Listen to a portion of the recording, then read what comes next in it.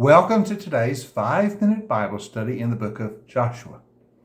In the last couple of sessions, we've been looking at the end of Joshua chapter 5, where in preparation for the conquest of Jericho, Joshua has an encounter with this commander of the army of the Lord.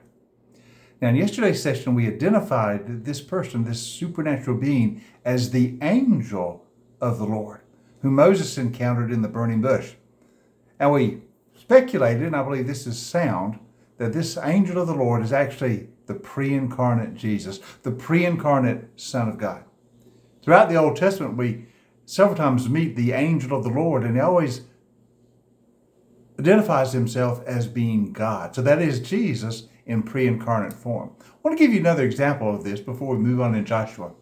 This is from the book of Genesis, chapter 32, the famous incident of Jacob and his wrestling match.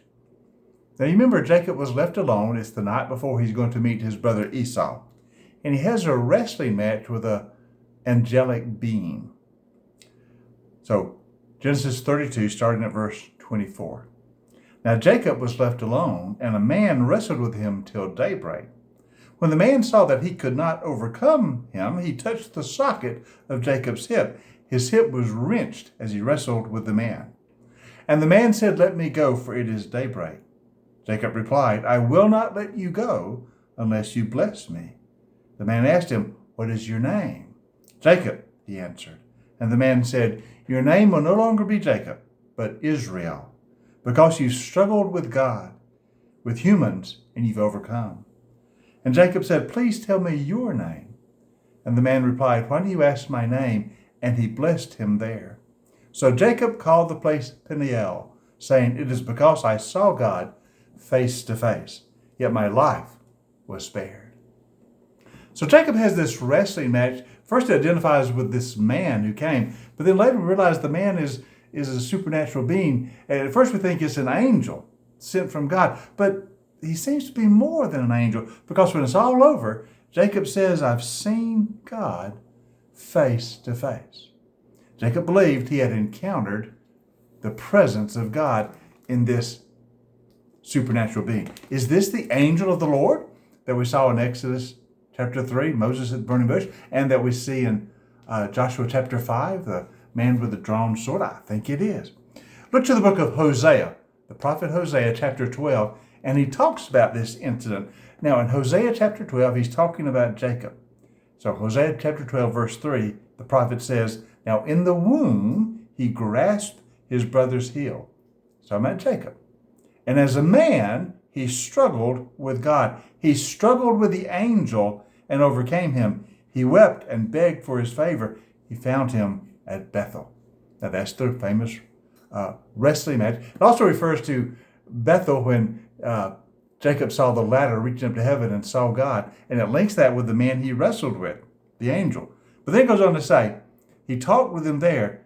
The Lord God Almighty, the Lord is his name.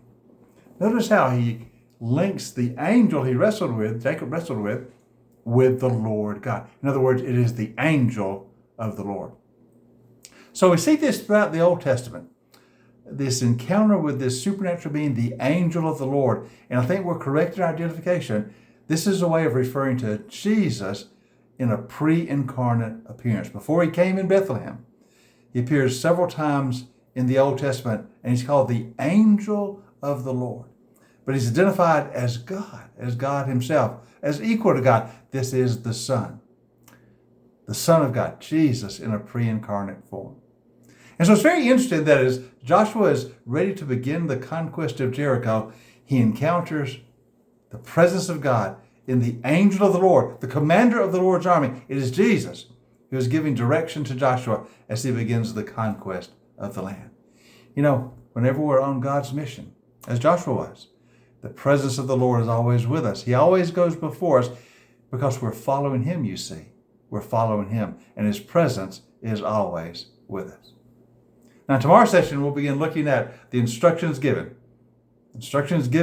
from the Lord himself about how to go about besieging the city of Jericho. It's very interesting how this first walled, fortified city of Canaan is going to fall to the Israelites. There's going to be a wondrous miracle involved as God delivers the city of Jericho into the hands of the Israelites. So we'll begin to look at that in tomorrow's session. So join us next time for our 5-minute Bible study in the book of Joshua.